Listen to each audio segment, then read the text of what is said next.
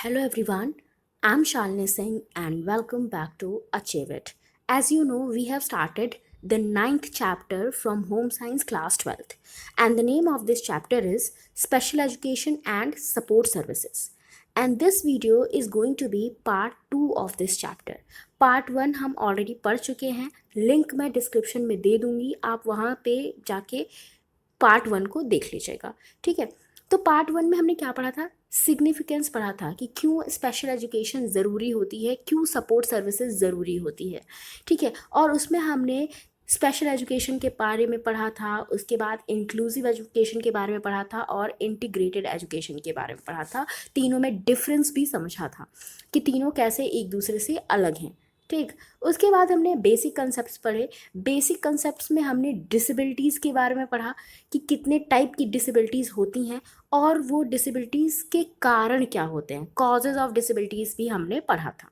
और आज अब हम क्या पढ़ेंगे? हम पढ़ेंगे स्पेशल एजुकेशन मैथड्स, कि किन किन मैथड से स्पेशल एजुकेशन दी जाती है। There are specific methods and procedure in special education that enable the special educator to teach children with SEN systematically. A guest of these in given herein in order of their implementation. अब देखो, बहुत सारी हमारे specific methods हैं जिनके माध्यम से हम स्पेशल एजुकेशनल नीड्स वाले बच्चों को शिक्षा देते हैं, और कुछ मेथड्स यहाँ पे नीचे दिए गए हैं और ये बताया गया है कि कैसे कैसे उनको लागू भी किया जाता है। तो सबसे पहले है first and assessment of the child's students level in different area of development and learning is undertake. सबसे पहले हमें क्या करना होगा? हमें जब भी स्पेशल एजुकेशन देनी है किसी बच्चे को, तो हमें सबसे पहले उस बच्चे का डेवलपमेंट का एरिया देखना होगा कि बच्चे का डेवलपमेंट कितना हुआ है, बच्चे की लर्निंग कैसी है, बच्चे की लर्निंग कैपेसिटी कैसी है। ठीक है, बच्चा कैसे सीखता है। For example, in area of cognitive development, concepts in maths, language development और सोशल स्किल्स। तो हम कॉग्निटिव डेवलपमेंट अगर किसी बच्चे का देखना चाहते हैं, किसी बच्चे का संज्ञानात्मक विकास देखना चाहते हैं, तो हम क्या देखेंगे? बच्चे का देखेंगे कि उसके अंदर मान लो जैसे कि मैथ्स के कॉन्सेप्ट्स को वो कैसे समझ रहा है। ठीक है, हम ये देखेंगे। फिर देखेंगे कि बच्चे का लैंग्वेज डेवलपमेंट कैसा है, बच्चा हमारी भाषा को कैसे समझ रहा है, बच्चा अपनी बात को कैसे हमारे सामने रख रहा है। फिर सोशल स्किल्स, यानी कि बच्चा आसपास के बच्चों के साथ कैसे रिएक्ट करता है, आसपास के बच्चों के साथ कैसे उसके संबंध है, कैसे वो इंटरेक्ट करता है। ठीक है, फिर सेकंड है based on the assessment report and individualised education programme is developed for each student that is used to guide work with the student. अब एक बार जब आपने असेसमेंट कर लिया चाइल्ड का, आपको पता चल गया कि बच्चा कैसे डेवलप कर रहा है, कैसे उसकी लर्निंग प्रोसीजर है, जब आपको ये समझ में आ गया, तब आप क्या करोगे? बच्चे के लिए, बच्चे के हिसाब से एक इंडिविजुअलाइज्ड एजुकेशन प्रोग्राम तैयार करोगे। ठीक है, हर बच्चे के हिसाब से, उनकी अलग अलग नीड के हिसाब से आप एजुकेशन प्रोग्राम बनाओगे, जिसको IEP बोलते हैं। ठीक है, और इससे क्या करोगे? बच्चे को गाइड करने की कोशिश करोगे। ठीक है, फिर है regular evaluation of IEP in is undertaken to determine whether learning and development goals are being met and to check the students progress। उसके बाद जब आपने IEP प्रोग्राम्स बना लिए, फिर आप IEP प्रोग्राम की समय समय पर मूल्यांकन करोगे, उसका इवैल्यूएशन करोगे, ताकि आपको समझ में आए कि अगर आपने बच्चे के लिए कोई गोल फिक्स किया है कि मुझे बच्चे को इतना सिखाना है इतने समय में, तो वो जो गोल है, जो आपका लर्निंग गोल है, जो डेवलपमेंट गोल है, वो कंप्लीट हो पा रहा है या नहीं, बच्चा अच्छे से प्रोग्रेस कर पा रहा है या नहीं। ठीक है, तो IEP की समय समय पे जांच भी की जाती है। ठीक, उसके बाद क्या किया जाता है? All along assess and use of support services, example speech therapy, counselling are facilitated so that special education has the desirable effect on the student। तो इसके बाद क्या किया जाता है? सपोर्ट सर्विसेज का यूज़ किया जाता है। एक बार आपने बच्चे का देख लिया, आईईपी लागू कर दिया, आपने देखा कि बच्चे का प्रोग्रेस कैसी हो रही है, फिर ज़रूरत पड़ी तो आपने बच्चे को सपोर्ट सर्विसेज भी दी। मान लो बच्चा नॉर्मली नहीं सीख पा रहा है तो आप उनको थोड़ा सा सपोर्ट सर्विसेज दे दोगे। सपोर्ट सर्विसेज में क्या कर सकते हो, आप बच्चे को काउंसलिंग दे सकते हो, ठीक है, बच्चे को स्पीच थेरेपी दे सकते हो, बच्चे से बातचीत कर सकते हो, बच्चे की प्रॉब्लम को जानने की कोशिश कर सकते हो, ठीक है। इससे क्या होता है, इससे जो हमारा स्पेशल एजुकेशन के हमें रिजल्ट्स चाहिए होते हैं वो मिलते हैं, ठीक है। जैसे हम चाहते थे कि हमारी स्पेशल एजुकेशन बच्चे के लिए अच्छी साबित हो, उस तरह से फिर हम उसको अच्छा करने की कोशिश बच्चे के लिए कर सकते हैं, ठीक है। तो ये सारे कुछ स्टेप्स हैं, ऐसे हम इन चारों स्टेप्स को इम्प्लीमेंट करते हैं, ठीक है।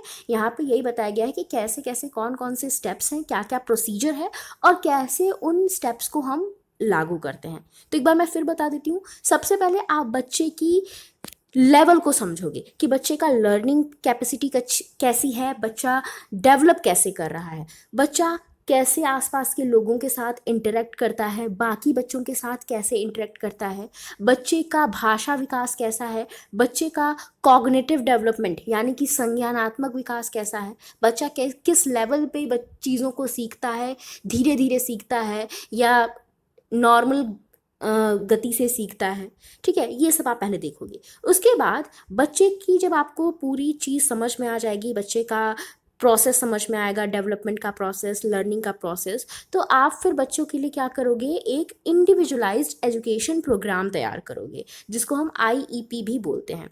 ये प्रोग्राम क्या करेगा, बच्चे को गाइड करेगा ताकि बच्चा और अच्छा कर पाए, ठीक है। उसके बाद आईईपी प्रोग्राम का हम रेगुलर इवैल्यूएशन भी करेंगे ताकि ये समझ में आ पाए कि जो हमने प्रोग्राम्स बनाए थे वो बच्चे के लिए बेनिफिशियल है या नहीं, बच्चे की लर्निंग उस प्रोग्राम के थ्रू अच्छे से हो पा रही है या नहीं, बच्चे का विकास अच्छे से हो पा रहा है या नहीं। तो बच्चे की प्रोग्रेस को चेक किया जाता है, ठीक है। उसके बाद लास्ट में हमें देखना होता है कि अगर ऐसा तो नहीं ना है कि कहीं ये सारा चीज़ हमने आईईपी भी लागू कर दिया, उसके बाद हमें क्या पड़ रही है, ज़रूरत पड़ रही है सपोर्ट सर्विसेज देने की, बच्चे को काउंसलिंग देने की ज़रूरत पड़ रही है, बच्चे को स्पीच थेरेपी देने को की ज़रूरत पड़ रही है, बच्चे को दिशा निर्देश देने की ज़रूरत पड़ रही है, तो हम वो भी करते हैं, बच्चे को सपोर्ट सर्विसेज भी देते हैं ताकि बच्चा कभी भी डीमोटिवेटेड ना हो, ठीक है। बच्चे को हमेशा मोटिवेट करते रहना चाहिए एक टीचर को, ठीक, एक स्पेशल एजुकेटर को, ठीक है। उसके बाद है यहाँ पे नॉलेज एंड स्किल्स, कि अगर कोई पर्सन स्पेशल एजुकेटर बनना चाहता है तो उसके अंदर क्या क्या स्किल्स होनी चाहिए, क्या क्या सब्जेक्ट्स की नॉलेज होनी चाहिए, किन किन चीज़ों की नॉलेज होनी चाहिए। It is important for a person interested in the following this profession to have an aptitude for it and the willingness to learn. Let us see what kind of knowledge and skills are required of personnel in special education. अगर आप special education की field में अपना career बनाना चाहते हो तो आपके पास क्या क्या स्किल्स होनी चाहिए, क्या क्या नॉलेज होनी चाहिए, उनकी बात अब यहाँ पे की जाएगी। तो सबसे पहला है understanding one's own beliefs and attitude to disability, कि आप देखोगे कि आपका खुद का क्या बिलीफ और क्या एटीट्यूड है डिसेबिलिटी को लेके, आप बच्चे की डिसेबिलिटी को किस तरह से देखते हो, किस तरह से समझते हो, ठीक है। Most of us construct our beliefs about social phenomena such as gender and social class based on our own experiences as well as the beliefs of other significant people who influence us such as our parents. Hence it is important to reflect and become aware how one views children with disability. देखो, हमारा जो belief है, हमारा जो विश्वास है, जो हमारे व्यू हैं, वो किस हिसाब से बनते हैं, इस हिसाब से बनते हैं कि किसी का जेंडर कैसा है, हमें ये बना के रखा जाता है कि लड़की है तो इसके लिए ये काम बनाए गए हैं, लड़का है तो इसके लिए ये काम बनाए गए हैं, हमने कामों को डिवाइड कर दिया है, लड़के के लिए अलग काम, लड़की के लिए अलग काम। उसके बाद हमने हमारी कुछ सोशल क्लासेस भी डिवाइड की है कि इस रिलीजन का पर्सन ये काम नहीं कर सकता, इस सोसाइटी का पर्सन ये काम नहीं कर सकता। ठीक है, तो ये जो हमारे बिलीव्स होते हैं, ये जो हमारे एटीट्यूड होते हैं, ये हमें हमारी सोसाइटी से मिलते हैं, हमारे पेरेंट्स से मिलते हैं। हमें बचपन से ही बताया गया है कि लड़की है तो इसका ये काम है, लड़का है तो इसका ये काम है। ठीक है, तो इस वजह से क्या होता है, हम एक माइंड सेट कर लेते हैं बचपन से ही, और उसको फिर हम बदल नहीं पाते। और अगर हम उसको बदलना चाहते हैं तो हमें बहुत ज़्यादा प्रॉब्लम होती है। इतनी आसानी से हमारे जो वैल्यूज़ होते हैं, जो हमारे बिलीव्स होते हैं, वो बदलते नहीं हैं। तो यहाँ पे यही बताया गया है कि हमें सबसे पहले तो ये इम्पोर्टेंट है कि हम बच्चे की डिसेबिलिटी को किस तरीके से देखते हैं। एक मान लिया जाता है ना कि अगर बच्चा डिसेबल है तो वो कुछ नहीं कर सकता। ठीक है, मान लो अगर मेंटली डिसेबल है बच्चा, तो कुछ लोग कह देते हैं कि अरे यार ये अपनी लाइफ में कुछ नहीं कर सकता, ये क्या ही कर पाएगा, इसके पास तो ये डिसेबिलिटी है। तो आपको पहले सबसे पहले ये ज़रूरी है कि अगर आप इस फील्ड में आना चाहते हो, स्पेशल एजुकेटर बनना चाहते हो, बच्चे को सपोर्ट सर्विसेज देना चाहते हो, काउंसलिंग करना चाहते हो बच्चे की, तो आपके अंदर भी ये चीज़ होनी चाहिए कि नहीं, हर बच्चा स्पेशल होता है और हर बच्चे के अंदर कुछ ना कुछ क्वालिटीज़ होती हैं। Does one have a stereotyped view that they are less able and hence not qualified for equal rights? If we understand our own prejudices, it becomes easier to modify them and develop positive attitudes. देखो, हम में से बहुत से लोग हैं जिनके अंदर ये एक रूढ़िवादी विचारधारा होती है कि ये जो डिसेबल लोग होते हैं ये कम एबल होते हैं, इसीलिए ये अच्छे कार्य करने के योग्य नहीं होते, इनसे आप अच्छे से काम नहीं ले सकते, इसीलिए इनको इक्वल राइट्स नहीं मिलते। और अगर हम अपनी धारणाओं को अच्छे से समझ जाएं और हम ये समझ जाएं कि चीज़ें क्या होती हैं, जनरली जैसा हम सोचते हैं डिसेबल लोगों के बारे में वैसा नहीं होता। उनके पास भी क्वालिटीज़ होती हैं, उनके अंदर भी पॉजिटिविटी होती है। तो अगर हम ये सब चीज़ें समझ जाएंगे तो हम उन लोगों के लिए, उन डिसेबल लोगों के लिए पॉजिटिव एटीट्यूड्स को डेवलप कर सकते हैं कि हाँ, ये लोग भी कुछ कर सकते हैं, इनके अंदर भी क्वालिटीज़ होती हैं। ठीक है, training in special education helps in understanding children's need, overcoming the prevailing myth and social stigmas related to their disabilities, and developing positive attitude towards them. तो स्पेशल एजुकेशन की फील्ड में जो ट्रेनिंग दी जाती है प्रोफेशनल्स को, उनमें क्या किया जाता है, जो डिसेबल बच्चे होते हैं उनकी ज़रूरतों को समझा जाता है और उनको जो प्रॉब्लम फेस करनी पड़ती है उसको कम करने की कोशिश की जाती है। समाज में जो भी मिथ वगैरह हैं उनको भी ख़त्म करने की कोशिश की जाती है। जैसे समाज में एक मिथ है कि डिसेबल लोग कुछ नहीं कर सकते, लेकिन ऐसा नहीं होता है और हमें इस मिथ को ख़त्म करने की ज़रूरत है और डिसेबल लोगों के लिए पॉजिटिव एटीट्यूड डेवलप करने की ज़रूरत है। तो ये पॉजिटिव एटीट्यूड हम कैसे डेवलप करेंगे? तो सबसे पहले उसके लिए हमें क्या डेवलप करना पड़ेगा, सेंसिटिविटी डेवलप करनी होगी। हमें उनके प्रति सेंसिटिव होना पड़ेगा, उनके बारे में सोचना पड़ेगा। ठीक है, पहला है developing sensitivity. If an overweight person is always referred to by others as fat, the remark would fall in the category of being insensitive as she feels hurt. It labels her is an unfair manner. देखो, अगर किसी एक overweight person को, जिसका wait बहुत ज़्यादा है, आप बार बार देखते हो, आप उसको क्या बोलते हैं, लोग उसको मोटा मोटा बोलने लगते हैं। और फिर धीरे धीरे ऐसा होता है कि जो भी लोग उसके कनेक्शन में आते हैं, जो भी लोग उसके आसपास होते हैं, सब उसको मोटा बोलने लगते हैं, जिसकी वजह से वो काफ़ी हर्ट होता है, वो पर्सन काफ़ी हर्ट होता है, क्योंकि उसके वेट होने का मजाक उड़ाया जा रहा होता है। लेकिन उसका हमारे ऊपर कोई असर नहीं पड़ता, हम फिर भी उसे मोटा मोटा बोलते रहते हैं। हम बिल्कुल नहीं समझ पाते कि वो जो ओवरवेट पर्सन है उसको कैसा फील हो रहा होगा।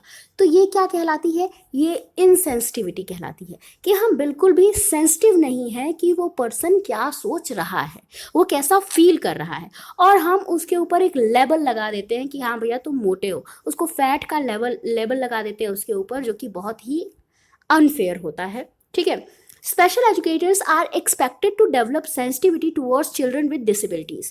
तो जो स्पेशल एजुकेटर्स होते हैं उनसे ये उम्मीद की जाती है कि वो डिसेबल बच्चों के लिए सेंसिटिव होंगे। ठीक है, वो उनकी फीलिंग को समझेंगे, कि उनकी डिसेबिलिटी को समझेंगे और उसके लिए वो उन बच्चों से सहानुभूति भी रखेंगे। ठीक है, they can do this by using terms and language that convey respect for them as children first, working with them with the belief that they can learn and grow like all children, and communicating hope to them and their parents. तो जो ये special educator है, ये कैसे sensitivity दिखा सकता है बच्चों के लिए? देखो, वो क्या कर सकता है, वो उन बच्चों को जो कि डिसेबल हैं उनको रिस्पेक्ट दे सकता है, उनसे नॉर्मल लैंग्वेज में बात कर सकता है जैसे वो अदर बच्चों से करता है, उनके साथ काम कर सकता है और उनको ये विश्वास दिलाने की कोशिश कर सकता है कि तुम भी नॉर्मल बच्चों की तरह ग्रो कर सकते हो। और फिर स्पेशल एजुकेटर के अंदर खुद भी विश्वास होना चाहिए कि ये डिसेबल बच्चा भी नॉर्मल बच्चे की तरह ग्रो कर सकता है, नॉर्मल बच्चे की तरह लाइफ में आगे बढ़ सकता है, सक्सेसफुल हो सकता है। ठीक है, और फिर जो ये स्पेशल एजुकेटर हैं, इनको बच्चों से बात करनी चाहिए, डिसेबल बच्चे की फीलिंग को समझना चाहिए, उनसे कम्युनिकेट करना चाहिए और उनके पेरेंट्स से भी बात करनी चाहिए। An attitude by disregard or mere sympathy and charity towards person with disability conveys insensitivity and lack of respect for them. तो एक एटीट्यूड, हम पता है लोगों के अंदर क्या आ जाती है, हम लोग क्या करते हैं, सिंपथी दिखाने लगते हैं उन बच्चों के लिए जो डिसेबल होते हैं, उनके लिए सिंपथी दिखाने लगते हैं। और ये सिंपथी जो होती है ना, जो हम बहुत ज़रूरत ज़्यादा सिंपथी दिखा देते हैं, उनको चैरिटी दे देते हैं, तो ऐसे भी वो बच्चे अपने आप को थोड़ा सा लो फील करते हैं कि यार हम तो बेकार हैं, हमें दूसरे की सिंपथी की ज़रूरत पड़ रही है, हमें दूसरे की चैरिटी की ज़रूरत पड़ रही है। तो जो स्पेशल एजुकेटर होता है वो ज़्यादा सिंपथी या ज़्यादा चैरिटी नहीं दिखाता बच्चे के लिए, वो बच्चे को एकदम नॉर्मल तरीके से ये उम्मीद दिलाने की कोशिश करता है कि तुम भी नॉर्मल बच्चों की तरह ग्रो कर सकते हो। ठीक है, तो इसीलिए बच्चों से थोड़ी सी, बच्चों के लिए सेंसिटिविटी आपके अंदर होनी चाहिए और बच्चों के लिए आपके अंदर रिस्पेक्ट भी होनी चाहिए। लेकिन जब आप ज़रूरत से ज़्यादा सिंपथी दिखाने लगते हो उन बच्चों के लिए, ज़रूरत से ज़्यादा उन बच्चों की केयर करने लगते हो, ज़रूरत से ज़्यादा उन बच्चों के लिए चैरिटी करने लगते हो, तो ये किस कैटेगरी में आ जाता है, ये भी इनसेंसिटिविटी की कैटेगरी में आ जाता है कि आपको समझ नहीं आ रहा कि वो बच्चे के ऊपर आपकी चैरिटी का, आपकी ज़रूरत से ज़्यादा सिंपथी का क्या असर पड़ रहा है। ठीक है, हमारी ज़रूरत ज़्यादा सिंपथी, हमारी ज़रूरत ज़्यादा चैरिटी, हमारी ज़रूरत ज़्यादा चिंता भी उन बच्चों को ये सोचने पे मजबूर कर देती है कि उनके अंदर डिसेबिलिटी है और वो कभी भी नॉर्मल बच्चों की तरह ग्रो नहीं कर पाएंगे। ठीक है, आगे बढ़ते हैं। सेकंड है नॉलेज अबाउट डिसेबिलिटी। जो पर्सन है जो स्पेशल एजुकेशन की फील्ड में करियर बनाना चाहता है, उसको डिसेबिलिटीज़ के बारे में नॉलेज भी होनी चाहिए। Since the special educators focus in their work in children with SEN, they must have a thorough knowledge about the nature of different disabilities, the developmental characteristics of children with these disabilities, and what associated difficulties or disorders may be present that need attention. तो जो person जो special educator होते हैं वो क्या करते हैं, focus करते हैं किन बच्चों पे, स्पेशल एजुकेशनल नीड वालों बच्चों पे, यानी कि ऐसे बच्चों पे जो क्या है, फिजिकली, मेंटली, इमोशनली चैलेंज्ड है। ठीक है, जो किसी न किसी तरह से डिसेबल हैं। तो सबसे पहले जो स्पेशल एजुकेटर है उसको डिफरेंट डिसेबिलिटी का नेचर पता होना चाहिए कि ये जो डिसेबिलिटी है ये किस टाइप की है। ठीक है, और इस डिसेबिलिटी के कारण बच्चे के अंदर कौन कौन सी कैरेक्टरिस्टिक्स आ रही हैं। ठीक है, कौन कौन सी इस डिसेबिलिटी के कारण बच्चे को प्रॉब्लम फेस करनी पड़ रही है। ठीक है, और उस डिसेबिलिटी के कारण और कौन कौन से डिसऑर्डर बच्चे में आ रहे हैं। तो ये सारी चीज़ें पता होनी चाहिए स्पेशल एजुकेटर को और उसको इन सब चीज़ों पे ध्यान भी देना चाहिए। For example, a child with cerebral palsy may also have some degree of intellectual impairment and yet may be capable of doing many things. तो देखो जैसे कि अब एक बच्चे को मान लो सेरेब्रल पाल्सी है। सेरेब्रल पाल्सी में क्या होता है, बच्चे को का अपने बॉडी पार्ट्स पे कंट्रोल नहीं होता, ठीक है, वो अपने बॉडी मसल्स की मूवमेंट रुक जाती है, ठीक है। तो उस समय हो सकता है कि जिस बच्चे के अंदर सेरेब्रल पाल्सी है वो बच्चा इंटेलेक्चुअल इम्पेयरमेंट का भी शिकार हो, उसके अंदर थोड़ी सी उसकी जो बौद्धिक क्षमता है वो भी क्या हो, कम हो। और ये भी हो सकता है कि सेरेब्रल पाल्सी है फिर भी वो कुछ चीज़ों को, बहुत सारी चीज़ों को नॉर्मल तरीके से भी कर ले रहा है। तो बच्चे पे ध्यान देना चाहिए, देखना चाहिए कि बच्चे के अंदर कितनी डिसेबिलिटी है। हो सकता है डिसेबिलिटी बहुत ज़्यादा हो सकता है डिसेबिलिटी की मात्रा कम हो सकता है एक डिसेबिलिटी की वजह से दूसरी अदर प्रॉब्लम्स भी बच्चे के अंदर आ रही हो। तो वो सारी चीज़ें एक स्पेशल एजुकेटर को पता होनी चाहिए, ठीक है। थर्ड है interpersonal skills. People who are good communicators make effective special educators. देखो ऐसे लोग जो अच्छे कम्युनिकेटर्स हैं, यानी कि जो अच्छी तरीके से बातचीत कर सकते हैं, वो एक प्रभावी स्पेशल एजुकेटर बन सकते हैं। However with training one can acquire communication skills as these would be required to work with children individually as well as in groups. देखो ट्रेनिंग के समय भी जो स्पेशल एजुकेटर्स होते हैं उनको कम्युनिकेशन की स्किल्स सिखाई जाती है ताकि वो बच्चों से इंडिविजुअली बात कर पाएँ या फिर पूरे एक बच्चों का जो ग्रुप होता है उनसे बात कर पाए, ठीक है। Quite often parents and other members of the child's family require guidance and counselling where interpersonal skills would be very useful. कई बार ऐसा देखा गया है कि जो डिसेबल बच्चों के पेरेंट्स होते हैं या अदर फैमिली मेम्बर्स होते हैं उनको गाइडेंस की ज़रूरत होती है, काउंसलिंग की ज़रूरत होती है कि वो अपने बच्चे को कैसे संभालें, कैसे अपने बच्चे को सपोर्ट करें। तो उस समय जो इंटरपर्सनल स्किल्स होती हैं वो बहुत ज़्यादा यूज़फुल होती हैं। उस समय जो हमारा स्पेशल एजुकेटर होता है वो उन पेरेंट्स को, उन फैमिली मेम्बर्स को अच्छे से गाइडेंस और काउंसलिंग दे सकता है, ठीक है। फोर्थ है pedagogical skills. The special educator would be required to know the art and science of teaching students termed pedagogy. Pedagogy क्या होता है? पैडागॉजी एक तरीका होता है, एक आर्ट होती है या एक साइंस होता है जिसके तहत बच्चे को पढ़ाया जाता है। पैडागॉजी में ये देखा जाता है कि बच्चे को आप पढ़ा कैसे रहे हो, क्या क्या टेक्निक्स का यूज़ करके बच्चे को सिखाने की कोशिश कर रहे हो। तो जो स्पेशल एजुकेटर होता है उसके पास डिफरेंट टाइप की टेक्निक्स होनी चाहिए, ठीक है। This means to be able to teach a particular subject such as science, social science और मैथ।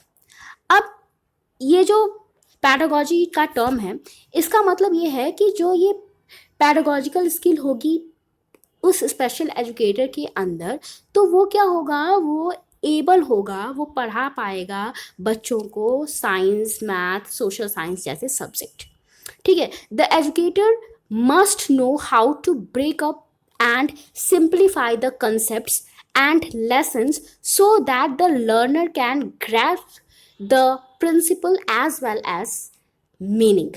देखो जो एजुकेटर होता है, आपको पता है कि साइंस, मैथ और सोशल साइंस इनको टफ सब्जेक्ट की कैटेगरी में रखा जाता है। तो जो हमारा स्पेशल एजुकेटर होता है उसको पता होता है कि कैसे एक बड़े से कंसेप्ट्स को छोटे छोटे भागों में बांटना है और बच्चों को सिखाने की कोशिश करनी है ताकि बच्चा धीरे धीरे उस पूरे कंसेप्ट्स को सीख पाए।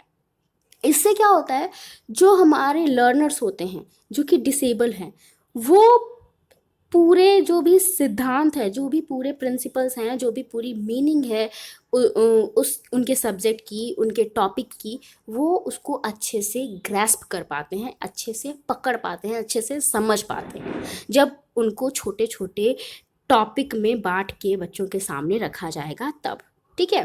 तो बच्चे को एक साथ ही सब कुछ सिखाना नहीं है, बच्चे को धीरे धीरे छोटे छोटे टॉपिक्स में चीज़ों को बांट के सिखाने की कोशिश करनी है ताकि हर एक बच्चा आराम से उसको सीख पाए। आगे है हमारा preparing for a career in special education, कि अगर आप स्पेशल एजुकेशन की फील्ड में करियर बनाना चाहते हो तो आपके पास क्या क्या क्वालिफिकेशंस होनी चाहिए। The need for special educators and other personnel in education programs both in special and inclusive education setting has been increasing over time, more so after the Persons with Disability PWD Act 1995 was passed.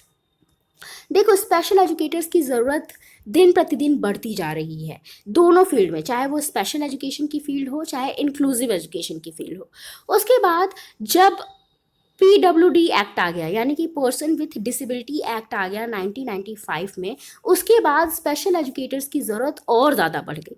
सर्व शिक्षा अभियान SSA has provision for 8 years of education for all children including those with disabilities। तो सर्व शिक्षा के अभियान के अंदर 8 साल तक बच्चों को क्या देने की ज़रूरत है, एजुकेशन देने की ज़रूरत है। और वो जो ये एजुकेशन है कितने साल से, 6 साल से लेके 14 साल तक।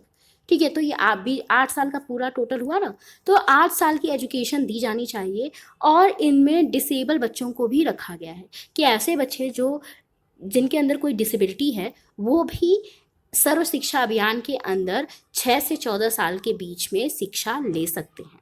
ठीक है, in view of the demand for such specialized personnel in large numbers, a career in special education appears to be attractive।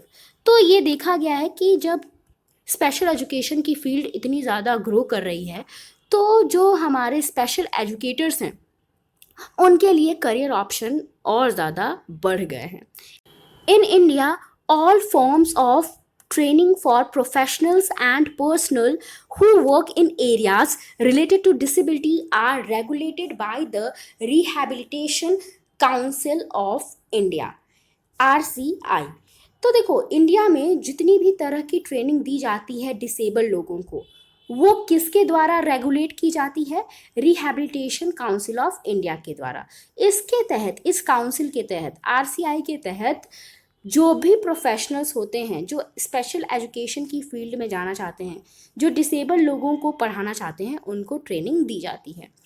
This autonomous body facilitates special education training through several approved institutions throughout the country in packages of certificate, diploma and degree level courses। तो ये जो हमारी council है ये क्या करती है? ये स्पेशल एजुकेशन की फील्ड में ट्रेनिंग देती है। किसके थ्रू ट्रेनिंग देती है? अब ये काउंसिल तो ट्रेनिंग दे नहीं सकती, सबके पास सब लोग इस काउंसिल में आ नहीं सकते। तो इस काउंसिल के तहत क्या किया गया है? डिफरेंट इंस्टीट्यूशंस को बनाया गया है। ठीक है, और उन इंस्टीट्यूशंस में लोग एडमिशन लेते हैं और लोगों को सर्टिफिकेट मिलता है, डिप्लोमा मिलती है, डिग्री मिलती है अगर वो यहाँ पे ट्रेनिंग लेते हैं तो। ठीक है, thus it is possible to be in the field of special education with different level of training। तो कई तरह की ट्रेनिंग लेने के बाद आप इस फील्ड में, स्पेशल एजुकेशन की फील्ड में आ सकते हो। Some of current courses and pre services training are, अब कुछ करंट कोर्सेज हैं जो आजकल ट्रेंडिंग में हैं और कुछ ट्रेनिंग सर्विसेज हैं जो कि यहाँ पे दी गई हैं।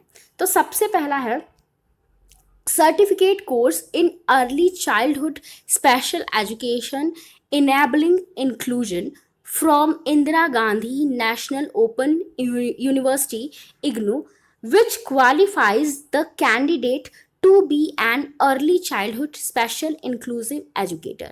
तो जो हमारी IGNOU है यानी कि Indira Gandhi national open university, इसके तहत एक कोर्स चलाया गया है। कोर्स क्या है? Early childhood special education enabling inclusion. इसमें कोर्स चलाया गया है जिसमें क्या किया जा रहा है? लोगों को सर्टिफिकेट दिया जा रहा है। ठीक है, और उनको ये बताया, इस योग्य बनाया जा रहा है कि वो इंक्लूसिव एजुकेटर या स्पेशल एजुकेटर बन पाए। The maximum qualification for undertaking this course is class 10th। तो ये कोर्स आप तब कर सकते हो जब आपने क्लास 10th पास किया हो। Those with a higher qualification are also eligible. अब कुछ लोग ऐसे होते हैं जो 12th पास भी होते हैं, जिन्होंने ग्रेजुएशन भी की होती है, तो ये लोग भी एलिजिबल है। तो मिनिमम क्वालिफिकेशन क्या होती है? Class 10th। आपको क्लास 10th पास करना होना चाहिए, ठीक है। सेकेंड है bachelor's degree in special education after any graduate degree qualifies a candidate to be an educator in a special inclusive school. तो ग्रेजुएशन करने के बाद जब आप स्पेशल एजुकेशन की फील्ड में बैचलर डिग्री ले लेते हो, तभी भी आप एक एजुकेटर बन सकते हो स्पेशल या इंक्लूसिव स्कूल में। Such a degree is offered at conventional university and education universities such as IGNOU, as well as by the National Institute for the Mentally Handicapped। तो ये जो डिग्री होती है ना, ये जो बैचलर डिग्री होती है स्पेशल एजुकेशन की फील्ड में, ये इग्नू द्वारा भी दी जाती है और national institute for the mentally handicapped द्वारा भी दी जाती है, ठीक है। थर्ड है those who have a master's degree in fields such as child development, human development, psychology or social work can enter special education by doing any of the RCI recognized certificate, diploma or degree courses which may have an entry qualification lower than post graduation। तो जो लोगों ने master degree ली है child development की field में, human development की field में, psychology की फील्ड में या सोशल वर्क की फील्ड में, वो क्या कर सकते हैं? वो एक RCI के अंदर वो एक क्या कर सकते हैं? सर्टिफिकेट ले सकते हैं, डिप्लोमा ले सकते हैं या डिग्री कोर्स कर सकते हैं। तो ये जो सर्टिफिकेट, डिप्लोमा या डिग्री कोर्स है, ये इसकी जो क्वालिफिकेशन होती है वो पोस्ट ग्रेजुएशन के अंदर होती है। मतलब अगर कोई ग्रेजुएट पर्सन है वो भी क्या कर सकता है? RCI रिकॉग्नाइज्ड सर्टिफिकेट, डिप्लोमा या डिग्री कोर्स कर सकता है, ठीक है। तो इसके लिए जो मैक्सिमम क्वालिफिकेशन वो पोस्ट ग्रेजुएशन, मिनिमम क्वालिफिकेशन वो पोस्ट ग्रेजुएशन नहीं है। एक ग्रेजुएट पर्सन भी ये डिग्री कोर्सेज कर सकता है। लेकिन अगर किसी ने मास्टर डिग्री ली है तो वो भी क्या कर सकता है? RCI रिकॉग्नाइज्ड सर्टिफिकेट, डिप्लोमा या डिग्री कोर्स कर सकता है और उसके बाद वो स्पेशल एजुकेटर बन सकता है, ठीक है। फोर्थ है a master's degree in disability studies prepare one for a larger role in the field of disability such as teaching at the university level, research, planning of programs and setting up one's own organization। अगर किसी person ने disability studies के अंदर master degree ली है तो उसके लिए ये बहुत अच्छी फील्ड है कि वो क्या कर सकता है? किसी यूनिवर्सिटी लेवल पे या तो टीचिंग कर सकता है या रिसर्च कर सकता है या प्रोग्राम्स की प्लानिंग कर सकता है। मतलब जो डिसेबल बच्चों के लिए, डिसेबल लोगों के लिए प्रोग्राम चलाए जा रहे हैं उनकी प्लानिंग कर सकता है या खुद का अपना कोई ऑर्गेनाइजेशन स्टार्ट कर सकता है जिसमें डिसेबल बच्चों को एजुकेशन दी जाए, ठीक है। फिफ्थ है many departments of child development और human development under the faculties of home science at various universities offer course related to childhood disability। बहुत सारे ऐसे डिपार्टमेंट होते हैं जो बहुत सारे ऐसे चाइल्ड डेवलपमेंट या ह्यूमन डेवलपमेंट के डिपार्टमेंट होते हैं जो होम साइंस के अंदर आते हैं, ठीक है। होम साइंस की एक ब्रांच होती है चाइल्ड डेवलपमेंट या ह्यूमन डेवलपमेंट। तो बहुत सारी यूनिवर्सिटी में क्या किया जाता है? कोर्स कराया जाता है होम साइंस का जिसके अंदर एक ब्रांच होती है हमारी चाइल्ड डेवलपमेंट या ह्यूमन डेवलपमेंट।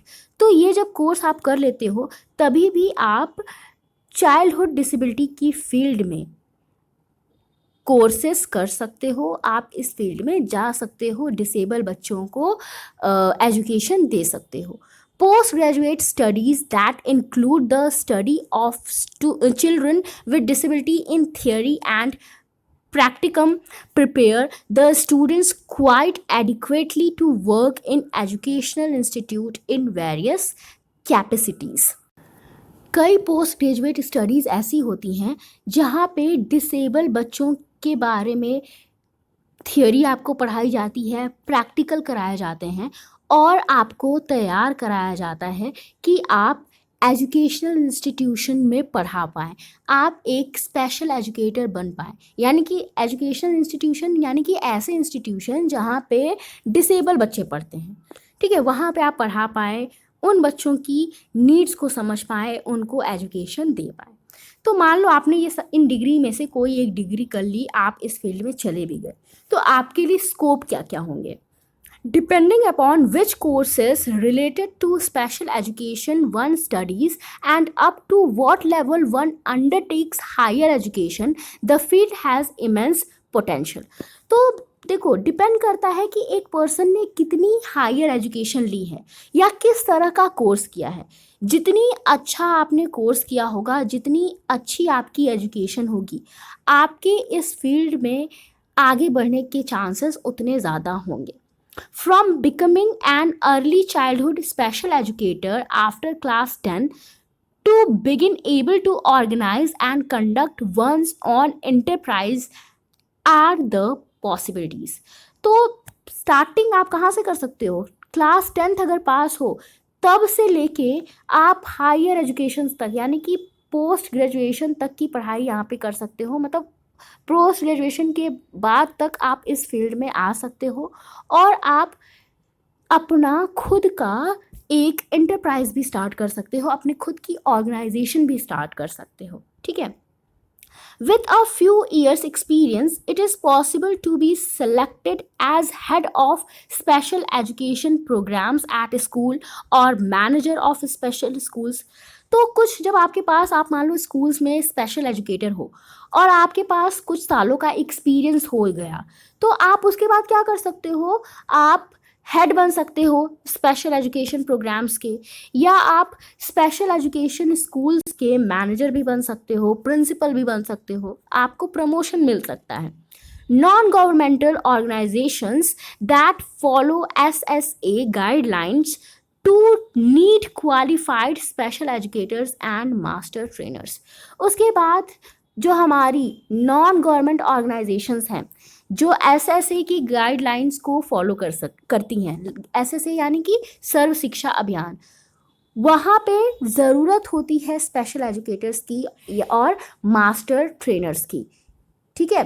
तो ऐसी ऑर्गेनाइजेशन, नॉन गवर्नमेंट ऑर्गेनाइजेशन जो सर्व शिक्षा अभियान के अंतर्गत काम करती हैं, उनमें भी स्पेशल एजुकेटर्स और मास्टर ट्रेनर्स की ज़रूरत पड़ती है, ठीक है? तो ये तो थे स्कोप। तो इस चैप्टर का यहाँ पे एंड होता है। तो हमने इस चैप्टर में कौन कौन सी की टर्म्स पढ़े? सबसे पहले हमने पढ़ा स्पेशल एजुकेशन के बारे में, फिर स्पेशल एजुकेटर के बारे में, disability, exclusive education, inclusive education और सेंसिटिविटी। इन कुछ बेसिक टर्म्स के बारे में हमने इस चैप्टर में पढ़ा। तो आई होप हमने जो जो टॉपिक्स इस पूरे चैप्टर में पढ़े आपको सब समझ में आए होंगे। फिर भी अगर आपको कोई भी डाउट हो तो आप कमेंट सेक्शन के थ्रू मुझसे पूछ सकते हो। वीडियो अच्छा लगा हो तो लाइक कर देना, शेयर कर देना और चैनल को सब्सक्राइब कर देना। Thank you for watching.